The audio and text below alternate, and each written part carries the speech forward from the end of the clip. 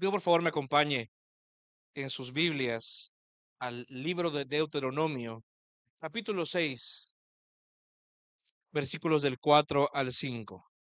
Deuteronomio, capítulo 6, versículos del 4 al 5. Por si le cuesta, Deuteronomio es el quinto libro de la Biblia.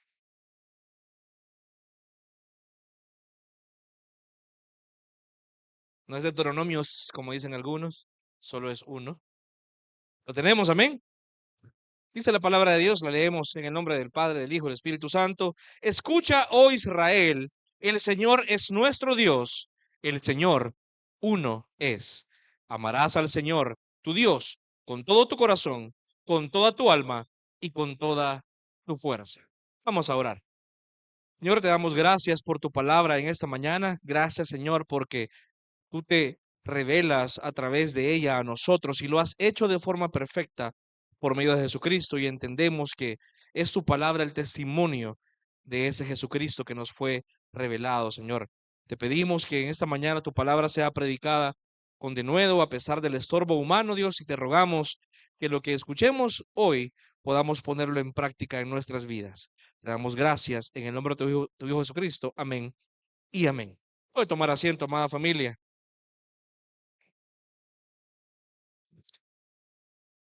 Como le mencionaba hace un momento, empezamos un año nuevo. Usted sabe que es la época por excelencia en la cual los gimnasios le empiezan a llamar a uno, los bancos le ofrecen, mire, empieza el año bien, endeúdese más. Todos empezamos buscando tomar decisiones a inicio de año, lo que llamamos resoluciones, con una esperanza de hacer un cambio positivo en nuestras vidas, ¿verdad? O de lograr alguna meta que posiblemente no se pudo cumplir antes. Usted sabe mejor que yo que esas resoluciones en la gran mayoría de veces se quedan inconclusas o abandonadas en semanas o meses. Muchos el año pasado lo iniciamos diciendo, este año se les acabó su gordito, pero terminamos el año igual. O dijimos, este año vamos a terminar, vamos a empezar a leer la Biblia, por ejemplo, de una forma más constante, y no lo logramos. Posiblemente dijimos, vamos a hacer de una forma diferente las cosas, voy a cambiar mi carácter, voy a ahorrar más, voy a comprar tal cosa, y quedaron a medias los planes. La razón es bien sencilla por eso, porque pensamos que algo como un cambio de año va a atribuirnos un poder especial nuevo, y realmente no. Cuando el año termina, usted es simplemente la misma persona que le ha dado una vuelta más al sol, y punto. Usted es la misma persona, a menos que su carácter cambie, a menos que haya algo que le lleve a usted a ser diferente. En el pasaje que estudiamos y que vamos a estudiar ahora, el pueblo de Israel se enfrentaba a algo nuevo, a una potencial etapa nueva o una época nueva en sus vidas, donde ellos esperaban que todo lo que no habían logrado antes o lo que estaban esperando que resolviera sus vidas y que muchas cosas buenas llegaran a ellos. Y ante esa circunstancia, antes de que ellos entraran a la tierra prometida y ellos pensaran que su vida se iba a arreglar simplemente por un cambio geográfico de su habitación, Moisés les recuerda la centralidad de una fe y una devoción sin divisiones hacia el Dios que les había llevado ahí. El mensaje central de esta mañana, amado hermano, es que este Dios, que es el único Dios verdadero, perdón, quiero poner el cronómetro y sigue hablando esta cosa, espera su devoción genuina e íntegra. Lo repito, este Dios, que es el único Dios verdadero, espera de nosotros una devoción genuina e íntegra. El pasaje que leímos ahora es un pasaje muy conocido en la Escritura. De hecho, es un pasaje central en la fe judía, por ejemplo. Ese pasaje se le conoce como el Shema, porque de hecho es la primera palabra que se ocupa ahí. Escucha es una orden y la palabra es Shema. Dice, Shema Israel, Adonai Eloheinu, Dios es, el Señor es Dios, Adonai Echad, Dios es uno. Y la primera palabra es Shema, y usted le dice a un judío el Shema es muy conocido, porque es una parte intrínsecamente central de su fe. Es una orden que ellos habían recibido, una orden que ellos entendían que debían cumplir, y vamos a entender ahorita, antes que nada, cómo debemos entender nosotros esto. Entiendo también, tenemos bastante, ya un par de años más o menos de no estudiar un pasaje del Antiguo Testamento o un libro del Antiguo Testamento. Así que antes de entrar al pasaje, quisiera tomarme unos minutos, le ruego a Dios que sean unos minutos, para explicar un poquito cómo debemos entender los pasajes del Antiguo Testamento. Porque algunos preguntan, mira, hermano, pero ¿cómo debo leer eso? ¿Somos Israel nosotros? ¿Debo agarrar yo un pasaje del Antiguo Testamento como que es para mí? Mire, algunas personas, lamentablemente, sacamos pasajes de contexto sin ningún cuidado. Algunas veces leemos el Antiguo Testamento y decimos, este pasaje es para mí. O mira, hermano, fíjate que Dios me regaló este versículo. Hermano, hermana, Dios no te ha regalado un versículo, te ha regalado 66 libros para que tú los estudies y conozcas de tapa a tapa y entendas el mensaje central de ello. Y entendás que habla todos esos 66 libros. El venir y agarrar pasajes como que fueran frases motivacionales de las ovejitas es un peligro para tu fe y de hecho evidencia una inmadurez espiritual. ¿Por qué? Porque a Dios no le interesa que tú solamente agarres las palabras que a ti te agradan más de lo que Él ha dicho. A Él le interesa y él te manda a ti, de hecho. No es algo a la ligera el que un creyente, y no voy a decir que levante la mano, pero no es algo que debe usted tomar a la ligera. Si usted se sienta acá y usted espera que su vida espiritual camine o avance, pero usted aún no conoce a cabalidad o a totalidad todo lo que la Biblia dice. Si usted no entiende el mensaje de la Biblia íntegramente, es decir, qué es lo que la Biblia habla de principio a fin, su cristianismo no es un cristianismo maduro. No es un cristianismo pleno. Entonces, decir, Dios me regaló un versículo. Mire, Dios no es una bola de cristal. La Biblia no es una bola de cristal donde vas a sacar las frases que te motivan. Yo entiendo, obviamente, que hay planes de devocionales en el cual podemos leer un versículo diario. Está bien. Pero, ¿en qué contexto habla ese versículo? ¿Qué viene hablando el Señor o qué quiere comunicar en ese libro o sobre todo en el mensaje que le puedo decir yo? Y vamos a hablar de eso un momento. La Biblia sí tiene una continuidad y tiene una integralidad en su mensaje de principio a fin. No hay incongruencias. No hay como cambios bruscos de tema. Usted puede decir, ¿y qué tiene que ver Esther? Tiene mucho que ver con Cristo, por ejemplo. ¿Qué tiene que ver Ruth? Tiene mucho que ver. Muchísimo. Claro, pero hay que tomarse el tiempo de leerlo. Menciono esto porque a veces tomamos pasajes y los sacamos diciendo, Dios me regaló este versículo para mí. Dios nos dio una revelación completa que debe estudiarse y leerse como un todo. ¿Me iglesia? No voy a aislar solo las partes que me gustan solo porque suena bonito. Yo me acuerdo y se lo he comentado ya acá desde el púlpito en la iglesia en la que me congregué por no sé cuántos años. En los primeros años, donde la doctrina no era importante, el versículo de la iglesia era un pasaje en Jeremías que decía, martillo me sois y armas de guerra. Por medio de ti destruiré fortalezas y por medio de ti no sé qué destruiré pueblos. Y uno puede decir, sí, soy martillo de guerra en el Señor. ¿Sabe que ese pasaje era dedicado a un rey pagano que Dios iba a ocupar para librar a su pueblo? O sea que usted lo agarra y se dice, yo soy un rey pagano, amén. ¿Se da cuenta? Vaya, por ejemplo, y aquí no me voy a tirar el zapatazo, pero un pasaje que amamos un montón y hasta lo ponemos en la parte de atrás de los vehículos. Jeremías 29:11. ¿Ya lo ha leído usted? Porque yo sé los planes que tengo acerca de ti, dice el Señor. Planes de bien y no de mal. Para darles qué? Un buen fin, una esperanza. Léalo, pero bueno. Y muchos lo publican y dicen, ¡hey, qué chivo este pasaje para mí! Y la pregunta que yo le haría a una persona que dice este pasaje para mí es, ok, hermano, ¿y cómo te fue el exilio en Babilonia? ¿Cómo estuvo Babilonia? Contame. ¿Cómo te fue en los 70 años que estuviste ahí? Porque ese pasaje Dios se lo da en una carta a los exiliados por medio del profeta diciéndoles, yo les voy a restaurar a ustedes.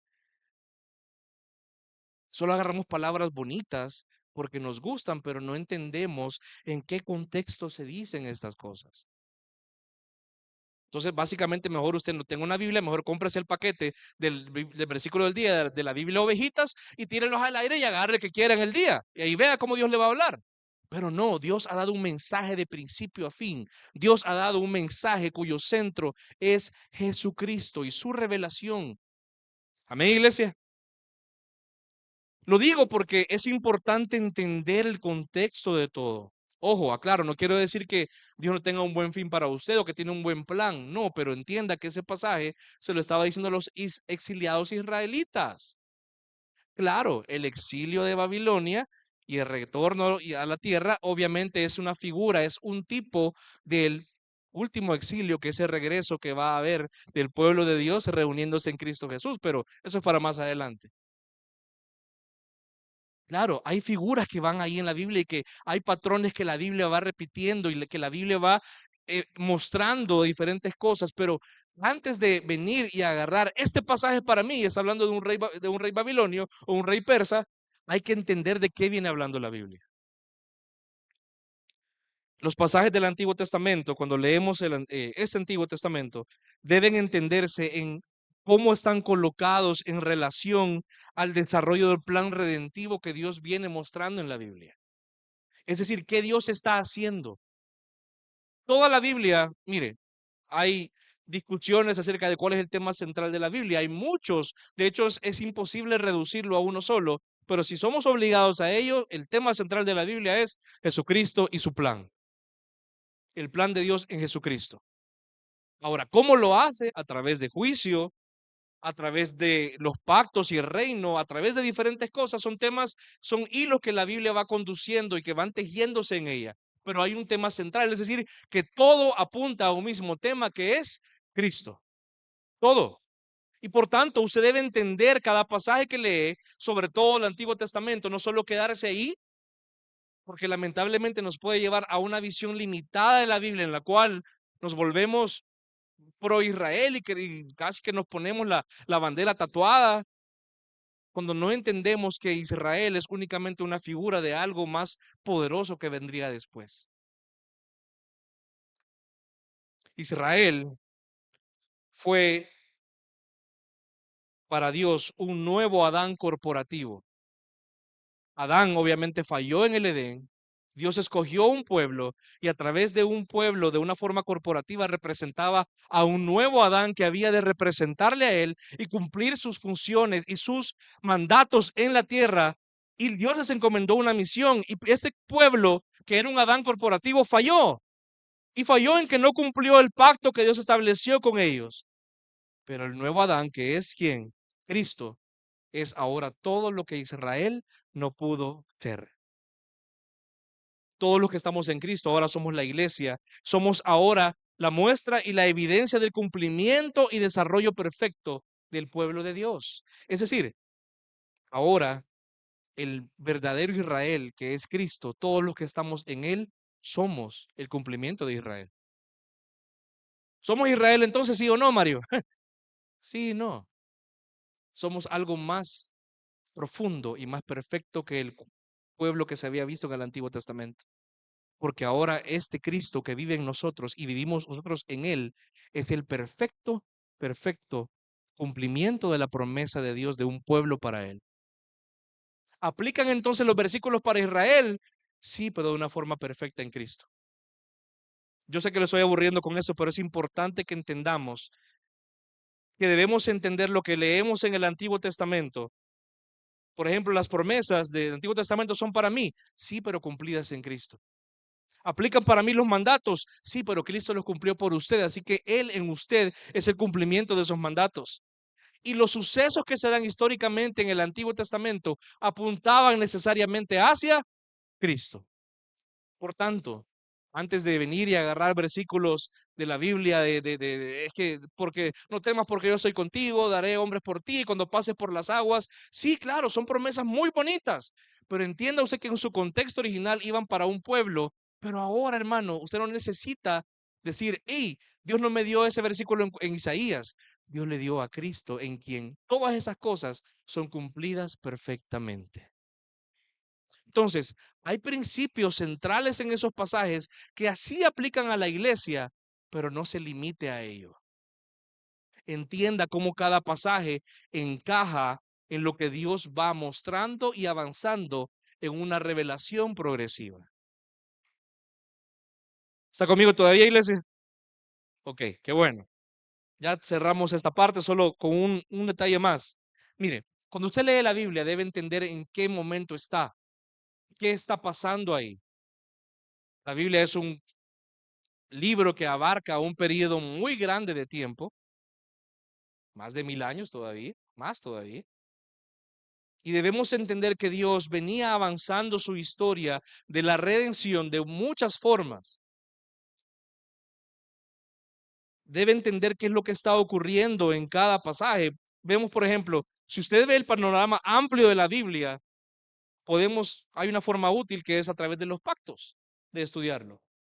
En la Biblia podemos ver por lo menos 5 pactos, que es como Dios va avanzando, la manera en la cual Él va mostrando su plan redentivo a la humanidad. Vemos, por ejemplo, el pacto que hizo con Adán, que luego se repite con Noé. Llenen la tierra, cumplan esto, gobiernen sobre la tierra.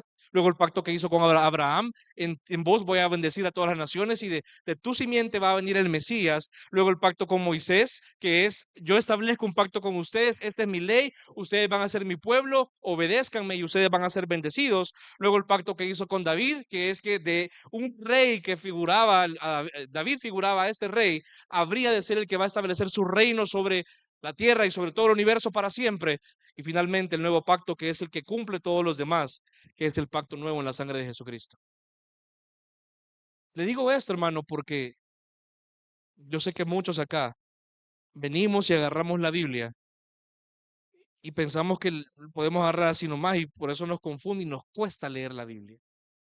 Porque no nos hemos tomado el tiempo de entender la estructura de la misma. ¿Qué está pasando ahí? Aquí estamos hablando de un pasaje que se da dentro del establecimiento del pacto mosaico, es decir, Dios había establecido un pacto con Israel, diciéndoles: ustedes son mi pueblo, esta es mi ley, cúmplanla, vívanla, represéntenme, muestren mi gloria a los demás pueblos, y yo voy a ser su Dios, y yo les voy a bendecir. ¿Qué había ocurrido acá? Entonces Israel había pasado 40 años en el desierto, habían fracasado de muchas maneras, pero finalmente llegan a la puerta de la tierra prometida. Y este libro de Deuteronomio se llama de esta forma, usted lo sabe, porque las palabras que lo componen significan segunda ley. No es porque Dios hizo una segunda ley, sino porque se repite la ley que ya se había dado. Es decir, miren, la ley que se les dio, ya vamos a entrar a la tierra prometida, no se les ocurra olvidarse de qué fue lo que Dios nos instruyó a nosotros. De ninguna manera. No piense dar un paso más, no piense usted avanzar en su vida sin recordar qué es lo que Dios le ha dicho a usted. Como centro del mensaje, Deuteronomio nos hace ver que este Dios único ha actuado en la historia y ha llamado a un pueblo para sí. Y este Dios ha rescatado a ese pueblo de la esclavitud y les invita a amarle con todo su ser. Yo sé que son de los libros que muchos dicen: tengo sueño, voy a leer Deuteronomio, o voy a leer Números, voy a leer Levítico. Qué chivo dormirse con la Biblia. Pero usted toma el tiempo de leer esos libros, se va a dar cuenta que hay una profundidad y sobre todo la santidad y la gloria de Dios brincan de estos libros, como en toda la Biblia, porque es un Dios amoroso diciéndole a este pueblo: yo quiero establecer un pacto con ustedes, quiero que ustedes me amen, quiero ser su Dios. Hay temas tan importantes ahí como un amor de Dios evidenciado en su pacto. Dios no tenía por qué hacerlo y lo hizo por amor. Hay una invitación a la adoración de corazón y no idolátrica. Y Dios también establece acá que el pueblo debe obedecerle. De hecho, toda la primera sección del libro, hasta donde bueno, el pasaje que estamos viendo ahorita, es un recuento de la historia. Moisés les dice: miren todo lo que hemos pasado en estos 40 años. No olviden entonces quién lo sacó. No olviden ustedes qué Dios tienen. No olviden ustedes qué Dios espera de ustedes. Hermano, ¿tiene temor usted ante el 2024? ¿Le ha generado ansiedad el año nuevo? O por el contrario, usted ha entrado al nuevo año sintiendo: bueno, voy a hacer lo mejor de mí, no va a haber ningún problema. En otras palabras, ¿cómo está Dios y el concepto de su ley y el concepto de su obediencia hacia Él dándole forma a su perspectiva respecto a este año. Es decir, ¿este año usted lo ha pensado en función de quién es su Dios? ¿Qué va a hacer usted este año? Esta gente podía ver la tierra prometida. Moisés lo que quiso hacer acá es anunciarles y recordarles a esta nueva generación de Israel de modo que no cometieran los mismos errores que sus padres. Amado hermano, si tú ves para atrás 2023, 2022, qué bueno si las cosas fueron muy bien, pero seguramente hay cosas que tú quisieras no haber hecho de esa forma. O posiblemente tú quisieras haber aprovechado mejor el tiempo. O quisieras sí haber tomado decisiones que te hubieran llevado a una mejor situación ahorita. Y no hablemos solamente del tema material, laboral, hubiera agarrado ese trabajo, hubiera hecho esto. Hablo de tu vida. Hablo de tu vida espiritual. Hablo de tu comunión con el Señor. Hablo de tu santificación. Hablo de tu crecimiento espiritual.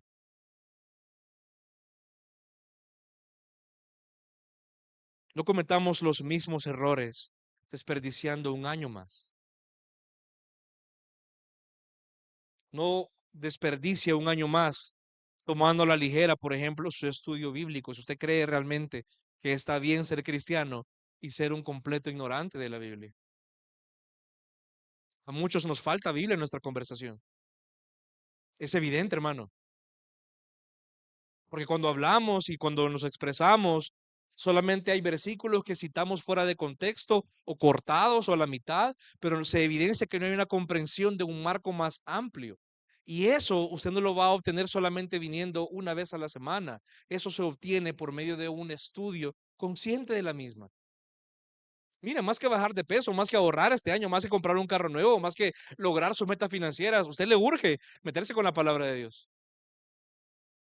A usted le urge ser recordado del Dios que tiene, el Dios que le ha traído hasta acá y cómo este Dios espera que usted se conduzca este año. Eso le urge más que cualquier otra cosa. Eso es más importante que cualquier decisión que usted se haya propuesto como resolución de nuevo año. Qué bueno si usted se compró la agenda bonita que quería para este año. Qué bueno si usted ya hizo un planner para este año, pero ya tomó en cuenta a Dios.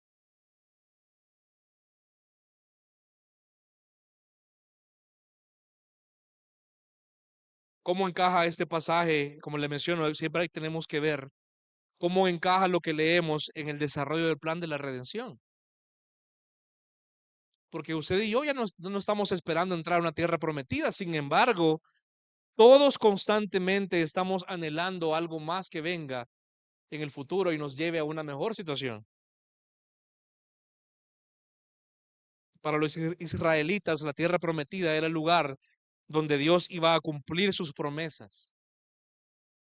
Sin embargo, en el nuevo pacto, como en el cual estamos ahora, ya no se trata de una tierra física, ya no se limita a un tema geográfico, sino que esa tierra prometida ya ahora tiene un significado más profundo porque es la redención y la salvación en Cristo Jesús, como identificados como su pueblo. Porque de nada le sirve a Dios venir y darle a su pueblo una tierra bien bonita, pero tener personas que ni le conocen a Él. La marca del nuevo pacto no es una señal física en el cuerpo, sino una circuncisión de corazón. Un corazón en el cual la ley del Señor está escrita en él y que cada persona decida amar al Señor de todo su corazón y que cumpla su ley y viva para él. La tierra prometida entonces no es un cumplimiento de promesas físicas, sino que aquella situación en la cual usted y yo conocemos y amamos profundamente al Señor.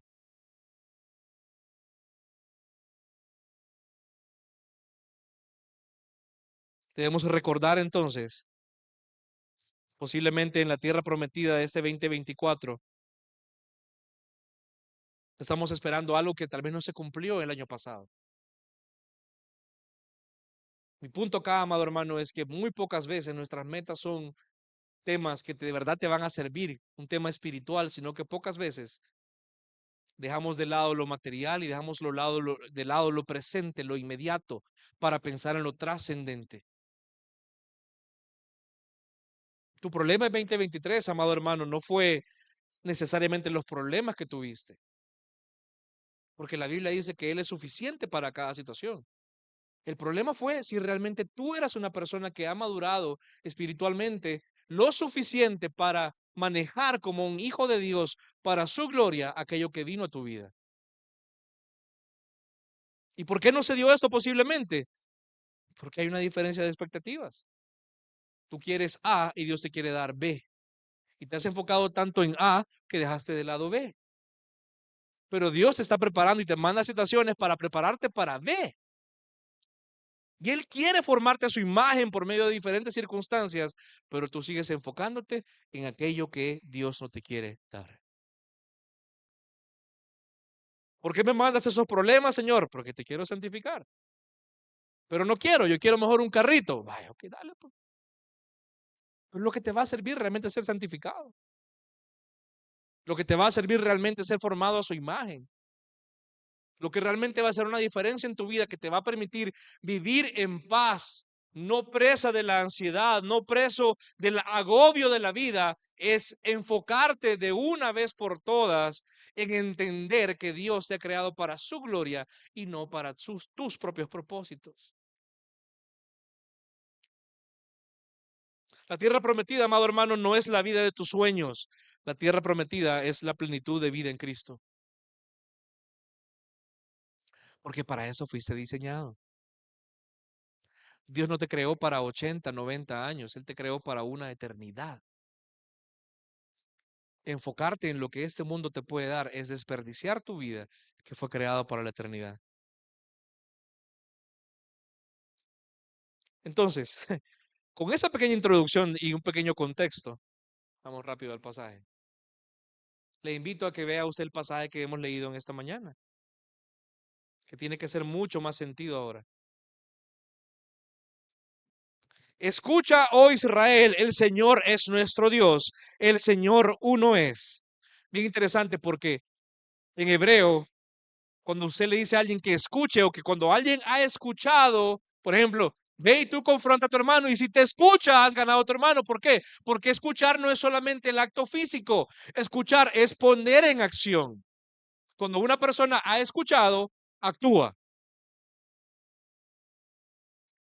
Este pasaje es una orden, es una invitación no solamente a abra su oído para escuchar y decodificar esa señal auditiva que va a entrar, sino que es un mandato a alinear su vida a una instrucción recibida.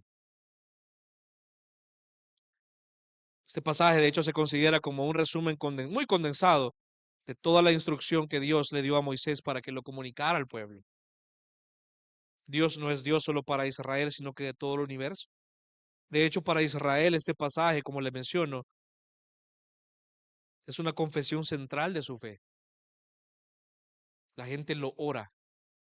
Cuando se hace un llamamiento a la oración, lo que se recita es esto. ¿Por qué algo tan corto? Porque tiene mucha profundidad. En primer lugar, cuando la Biblia dice, escucha Israel, es decir, alinea tu vida a esto. ¿A qué? En primer lugar, el Señor es nuestro Dios y el Señor, ¿cuántos es? Uno. Para Israel significaba una declaración de que ellos iban a ser un pueblo monoteísta, es decir, serían una nación que solo iba a creer en un único Dios, al cual ellos habían conocido por medio de sus grandes obras y su testimonio. Esto era altamente contracultural en ese tiempo, porque todas las naciones que les rodeaban, incluso las naciones o los pueblos que ellos iban a encontrar en la tierra prometida, todos eran politeístas, creían en un montón de dioses. ¿Por qué? ¿Por qué el hombre es politeísta? Ah, bueno, porque tienen un Dios según cada necesidad, según cada cosa que quieren.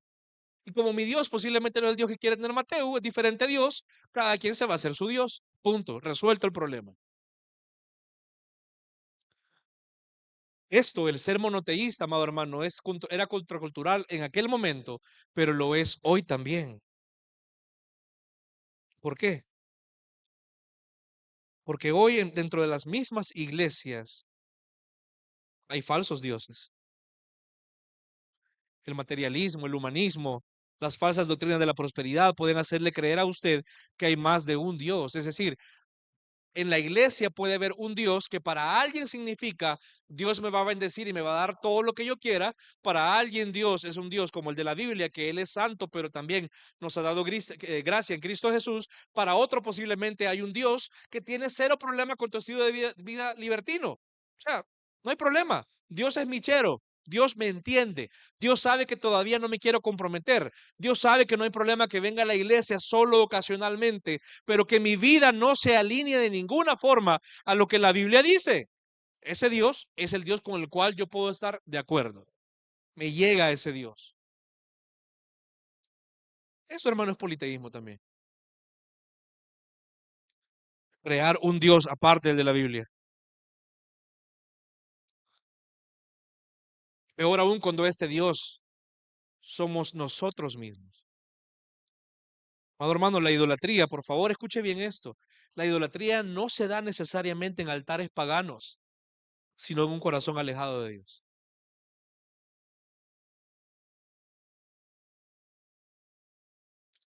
Para Israel, entonces, su objeto de adoración es uno, su esperanza es una, su fortaleza es una, el centro de su vida es uno y su motivo para vivir es uno.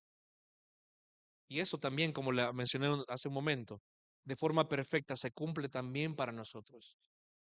Nuestra esperanza es una, nuestra fortaleza es uno y su nombre es Jesucristo. Este pasaje declara también que Dios es único, es decir, que no hay nadie como Él. Y ponga atención por favor en esto. No hay nadie como Él y esto le coloca por encima de cualquier cosa que hallemos en la tierra. Eso significa, amado hermano, y ponga atención, por favor. Cuando Dios te dice a ti que Él es uno, que Él es único, significa para tu vida que Él quiere que tú entiendas que Él te ofrece un gozo y una plenitud que nada más ni nadie más en esta tierra te puede ofrecer. Porque Él está por encima de todo.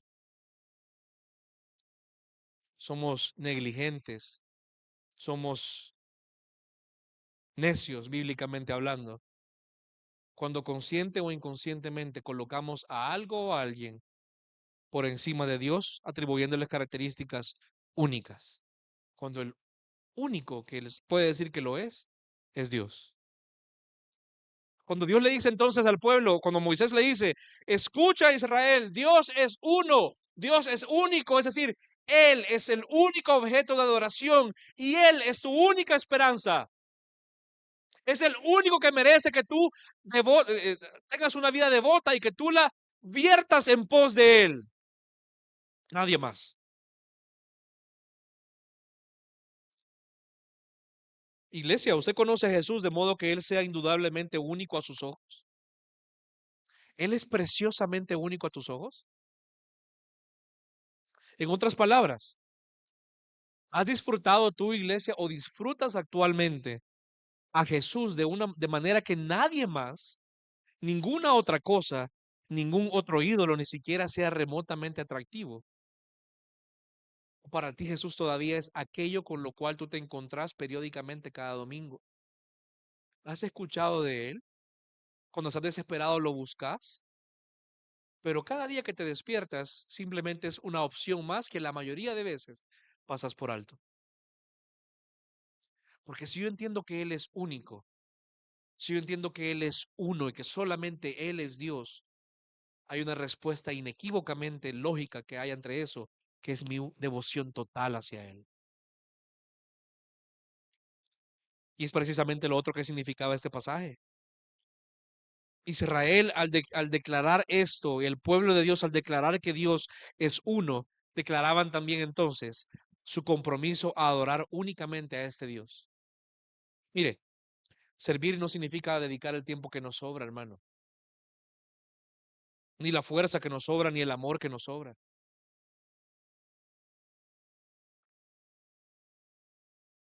No quiero entrar en conflicto con nadie, pero si tenemos como mínimo un día para adorarle a Él, me refiero congregándonos, ¿por qué no ajustamos nuestro horario de modo de estar acá en el momento del canto de las alabanzas o de los himnos, porque también es adoración, porque lo vemos como algo secundario que podemos, no hay problema, hay que canten los demás. Porque hasta la fecha todavía no te has involucrado de una forma total en el servicio a los demás, porque hasta la fecha todavía tú ves como algo optativo el servirle a Dios con tus dones y talentos en tu iglesia.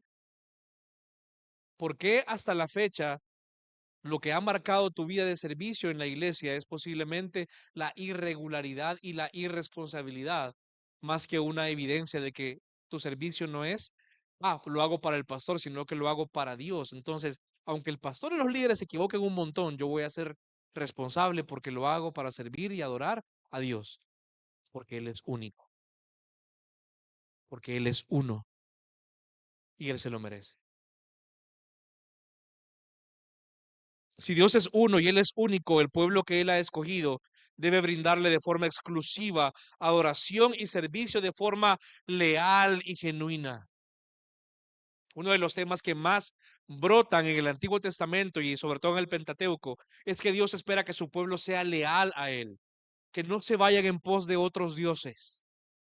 Amado hermano, posiblemente ni te has dado cuenta, pero puede que haya muchos dioses que han ya atraído tu adoración hacia ellos. Perdón. Ve el versículo 5.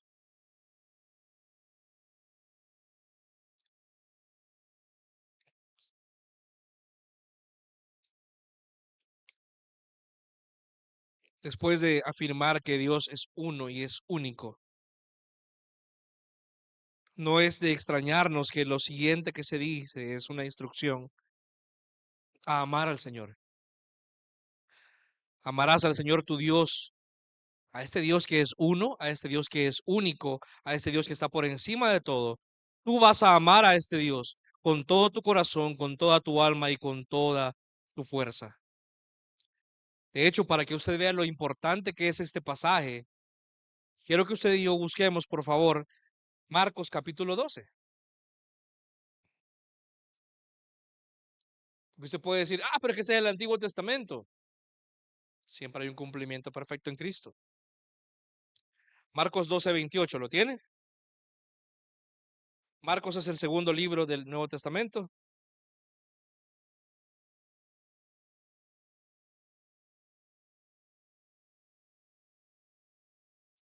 Lo tenemos, amén.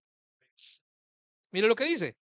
Cuando uno de los escribas se acercó, los oyó discutir y reconociendo que Jesús les había contestado bien, le preguntó, hey, maestro, ¿cuál mandamiento es el más importante de todos? Es decir, una persona que era de los que más conocían la ley viene y se acerca a Jesús para probarle y decirle, si yo voy a resumir la ley en algo, ¿qué es lo más importante? ¿Y sabe qué pasaje le repite? El Shema. Jesús respondió, el más importante es, escucha Israel, el Señor nuestro Dios, el Señor uno es, y amarás al Señor tu Dios con todo tu corazón y con toda tu alma y con toda tu mente y con toda tu fuerza. El segundo es este, amarás a tu prójimo como a ti mismo. No hay otro mandamiento mayor que esos. Mire esto. El escriba le dijo, muy bien, maestro, con verdad has dicho que Él es uno y no hay otro además de Él. Y que amarle a Él con todo el corazón y con todo el entendimiento y con todas las fuerzas y amar al prójimo como a uno mismo es más que todos los holocaustos y los sacrificios. Viendo Jesús que él había respondido sabiamente, le dijo, no estás lejos del reino de Dios. Hemos hablado del reino de Dios recientemente. Este reino de Dios se evidencia en la vida de una persona en la medida que esta persona evidencia con su vida que ama a Dios.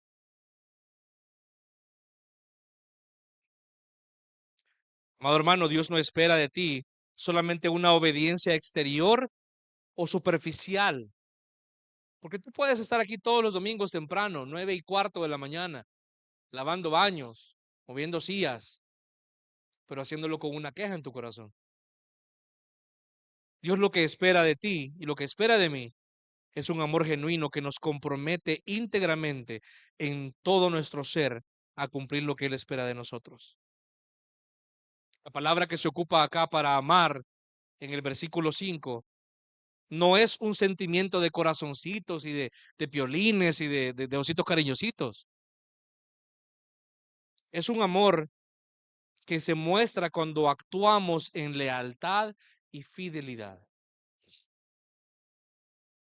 Yo no podría decirle a mi esposa que yo la amo si yo estuviera a escondidas de ella conversando con otras mujeres. Yo no podría decir a mi esposa y a mi hijo que yo les amo si yo no me esfuerzo, por ejemplo, para proveer para la casa y únicamente para ellos. Mi deber es hacia ellos. Si yo amo a Dios, debe expresarse necesariamente en acciones de lealtad y fidelidad, una dedicación real. Si amamos a Dios, en pocas palabras, vamos a tomar decisiones en función de lo que le agrada a Él.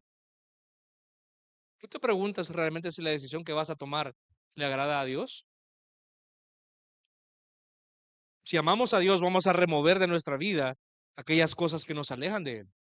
Es lógico, lógico.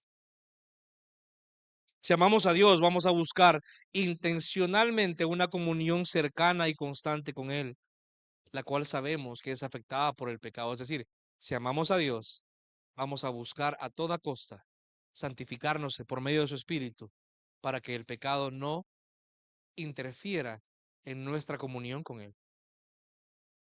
Es decir, ya no peco únicamente para que no me caiga el castigo.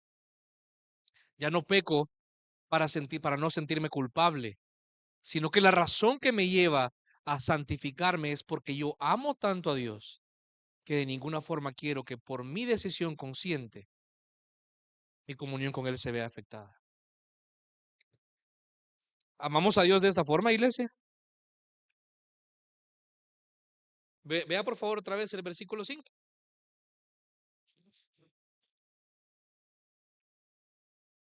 No solamente dice ame a Dios, sino que te dice vas a amar a Dios con todo tu corazón, con toda tu alma y con toda tu fuerza. No voy a establecer una teología de qué es cada cosa aquí porque son palabras que se pueden traslapar. Sin embargo, lo que nos dice acá es que es un amor que debe integrar todo nuestro ser. Es decir, no puedo amar a Dios únicamente con mi pensamiento, pero que mis acciones hablen lo contrario. No puedo decir que tengo a Dios como el centro de mi vida, pero desconocerlo. Yo tengo un gran amor por Dios, hermano. Perdón. ¿Ok? ¿Conoce su palabra? No. Debemos amar a Dios en pensamiento, deseo y fuerza. Si lo amamos con pensamiento, significa que nuestras intenciones están inclinadas a conocerle más y amarle por cómo le conocemos. Nuestras creencias deben ser las correctas acerca de Dios y lo que Él demanda de nosotros. Este ejemplo se me lo va a entender. Esposas, esposos, ¿le creerían ustedes a su esposo o a su esposa que él o ella les aman si ellos tuvieran un mal concepto de ustedes? Yo sé que mi esposa obviamente peca. Ella sabe que yo soy un gran pecador también. Pero parte de mi amor hacia ella es que la conozco y sé el concepto correcto de ella. Me he tomado el tiempo de conocerla. Claro, todos los días conozco algo nuevo de ella porque es imposible conocer a alguien 100%, pero la conozco. Me tomo el tiempo de conocerla. Me tomo el tiempo de entenderla. Amado hermano, ¿cómo tú vas a decir que vas a conocer a Dios si el concepto que tú tienes de Él no es el bíblico, sino el que has venido arrastrando por 20 años de mala teología y no te has tomado el tiempo de conocer realmente al Dios de la Biblia y de hecho no has leído su palabra? Perdón que repita tanto lo mismo, pero así de urgente es. Hermano, tú y tu casa necesitan conocer la palabra de Dios. No puedes ignorar quién es Él. No puedes decir que le amas a menos que tú estés cómodo amando a la versión que te conviene amar de Él. Debemos amar a Dios también con nuestros anhelos, es decir, como le mencionaba hace un momento, amarlo con una convicción de que solamente en Él hay gozo verdadero. Es decir, si su respuesta ahorita, y no me tiene que decir la respuesta, obviamente, usted la sabe, si su respuesta o con lo que usted va a concluir la frase, mi vida sería mejor solo si no es complementada con algo que provenga de Dios, usted está amando algo más que a Él. ¿Sabe usted lo triste que es pasar anhelando algo y al final tenerlo y darse cuenta que eso al final no lo llenó a usted? Pasé meses ahorrando para esto, pasé meses deseando lo otro, pasé meses esperando esto y al final lo tuve y solamente me di cuenta que simplemente quiero algo más. Porque nada ni nada, nada ni nadie te va a llenar en esta tierra, hermano. Únicamente cuando tú amas a Dios con todo tu deseo, toda tu intención, toda tu fuerza, te vas a dar cuenta que ese amor te llena a ti también.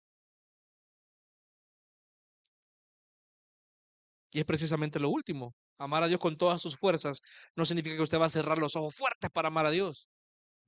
Significa que todo lo que tú tienes, todos los recursos que tienes, todo lo que Dios te ha dado, lo vas a entender en función de que Él te los ha dado para su gloria, no para ti. Amados, el amor y la lealtad hacia Dios se corresponden necesariamente con un estilo de vida.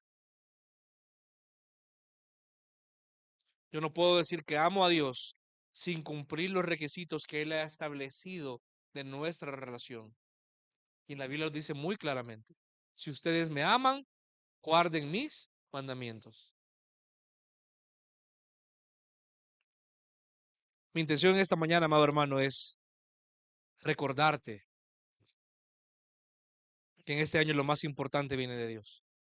Lo más importante es Él. En este año, antes de pensar cómo vas a salir de tal deuda, cómo vas a resolver tal problema, cómo vas a resolver tal otra cosa, enfócate mejor en darte cuenta que ha habido áreas en tu carácter que no has trabajado precisamente porque no has tomado en cuenta a Dios. Amado hermano, Dios en su misericordia te está trayendo esta palabra a tu corazón en esta mañana, porque posiblemente por meses, por años, tú sabes que has estado frío o tibio. Tú sabes que tu devoción al Señor no es la que debería ser. Y Dios no es un Dios que le importa poco o nada a tu vida. Él quiere todo de ti. Y Él es un Dios celoso. Eso quiere decir que en esta mañana, si Dios permitió que tú estuvieras acá, es para que tú escucharas que en este año, no lo estoy diciendo como una proclama profética, no, hermano, es algo que todos los años y cada día es cierto, cada día que tú te levantas. Pero si ahora empezamos este año, estamos a 7 días de haber empezado el año, mi oración y sobre todo mi súplica es que de una vez por todas entiendas que necesitas dedicarle tu vida a Dios. Necesitas rendirte a Él. Ya basta de jugar al cristiano. Ya basta de jugar al niño o la niña que va a la iglesia. Es tiempo de reconocer que Él es uno y Él es único. Si Él es uno, significa que solamente Él es Dios. Por consecuencia lógica, tú y yo no lo somos. Y si Él es Dios, entonces asume tu posición de criatura y sométete en adoración gozosa a aquel que te creó para su gloria.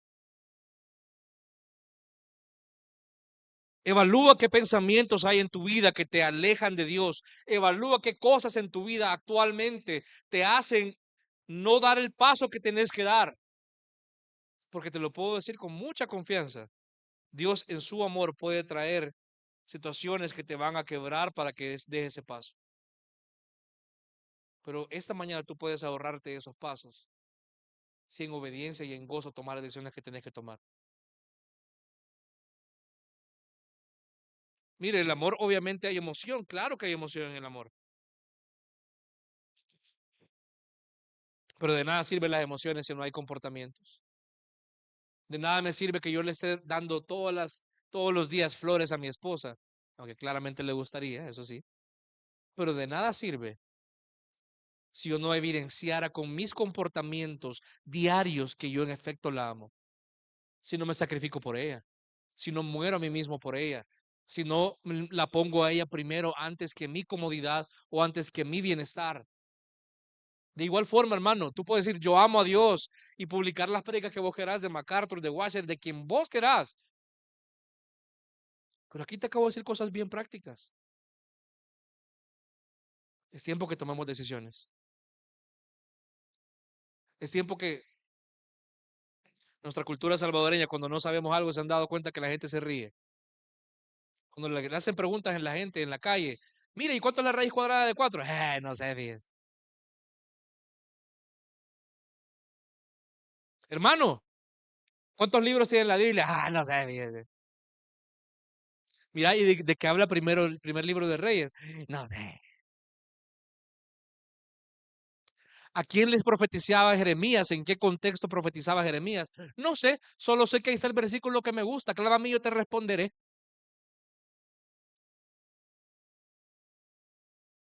Mi pueblo perece por falta de conocimiento. No te puedes permitir un año más siendo un ignorante de la Biblia. Y sobre todo, no te puedes excusar diciendo que yo no sé. Ahí descargar una aplicación y ahí tenés un montón de planes para leerla. No hay excusa. La mayoría de Biblias, si en lugar, vaya, ahorrate 3, 4 comidas de comida rápida y te puedes comprar una Biblia decente. Y una Biblia decente ahí trae introducción, trae el contexto histórico y tenés ya una herramienta, tenés ya, como decían por ahí, una espada, un garrote para darte duro. Necesitas más una Biblia que unos zapatos. Necesitas más una Biblia que varias cosas. Y si no tenés cómo, entonces habla. Mira, ¿sabes qué? No tengo para comprarme una Biblia, pero quiero comprarme una. Está bien. Nadie te va a decir que no. Vamos a ver cómo le hacemos. Pero ya dejamos de jugar. Cierro con un pasaje que captura mucho la esencia del Shema. Les ruego por favor me acompañen sus Biblias al libro de los Salmos, al Salmo 1.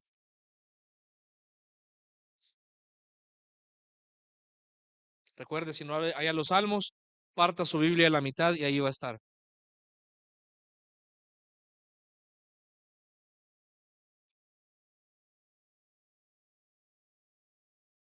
Yo le ruego cuando leamos este pasaje, vamos a leer todo el Salmo 1, que vea el contraste. Tú puedes decidir ahora, amado hermano o hermana, qué clase de año querés tener. Y no te quiero garantizar de que todo te va a ir bien mágicamente, no, pero sí te puedo garantizar que en lugar de desperdiciar el sufrimiento, vas a madurar a través de él. En lugar de terminar el año como un niño inmaduro que todavía se queja, va a darle gracias a Dios porque fue formado más a su imagen este año. Y sí, de forma general te vas a evitar los golpes que te habrías dado por ignorante. Y lo digo con mucho respeto, porque ya no puedes decir yo no sabía. ¿Tenemos Salmo 1? Amén.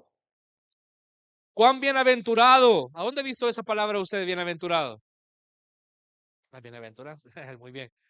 Mateo 5.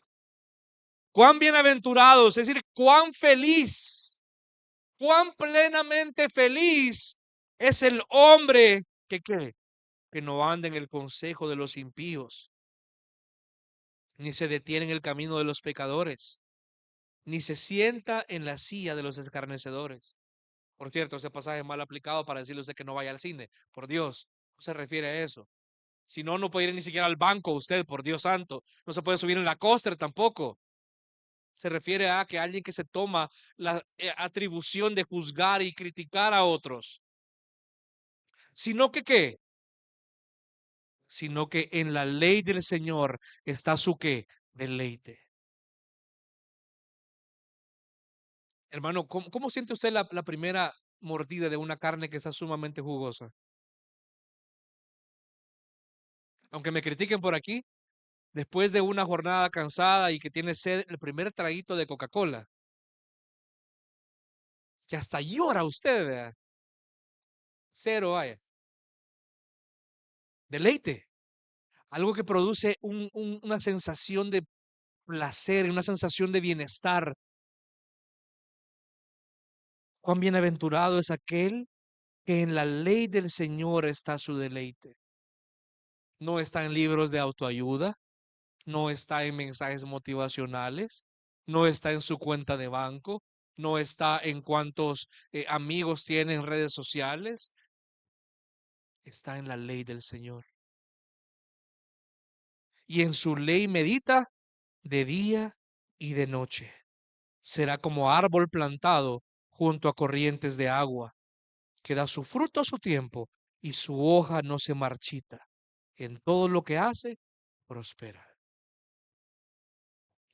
No así los impíos, versículo 4, que son como paja que se lleva el viento. Por tanto, no se sostendrán los impíos en el juicio, ni los pecadores en la congregación de los justos, porque el Señor conoce el camino de los justos, pero el camino de los impíos perecerá. ¿Por qué nada te sale bien, hermano? ¿Por qué no terminas lo que te propones? ¿Por qué eso es tan inconstante? Porque te enfocas en lo equivocado. El amor del Señor, cuando tú amas a Dios, como leímos hace un momento, integra todo tu ser. Cuando tu mente, tus fuerzas, tu voluntad, tu corazón están volcados en amar a Dios, todo va a ir hacia eso. Y te puedo asegurar que tal vez no todo terrenalmente te va a salir bien, pero vas a estar en paz con eso. Porque lo único que nadie te puede quitar, lo único, es a Cristo Jesús en tu vida. Y eso lo tenés seguro porque Él ha prometido que va a estar contigo todos los días. Amado hermano, mi oración en esta mañana únicamente es recordarte lo que hemos leído en este pasaje, en el versículo 4 y 5 de Deuteronomio 6. Iglesia, iglesia, escucha, pon atención, toma decisiones con base en esto. No solo te quedes a medias, no solo te quedes como, qué bonito. Escucha, iglesia, el Señor es nuestro Dios. Y el Señor solamente es uno, no sos tú, sino que es el que está en los cielos. Por tanto, ama a este Dios. Ama al Señor tu Dios con todo tu corazón y con toda tu alma y con toda tu fuerza. Amado hermano, ¿es difícil esto? Es imposible. Humanamente hablando, estamos diseñados para ser independientes. Pero gracias sean dadas a Dios que en Cristo Jesús Él te ha dado a ti y a mí de su Espíritu, que todos los días va a dar testimonio de Cristo a tu corazón para que reconozcas que Él es uno. Mi oración únicamente en esta mañana es que podamos tomar las decisiones para que nuestro corazón busque esa dirección del Espíritu Santo y que este año nuestras decisiones no se limiten a cosas tan pasajeras como aquello que posiblemente hemos pensado, sino que nuestro anhelo genuino en 2024 sea conocerle más, anhelarle más, gozarnos más en Él y amarle más. Amén, iglesia. Vamos a orar.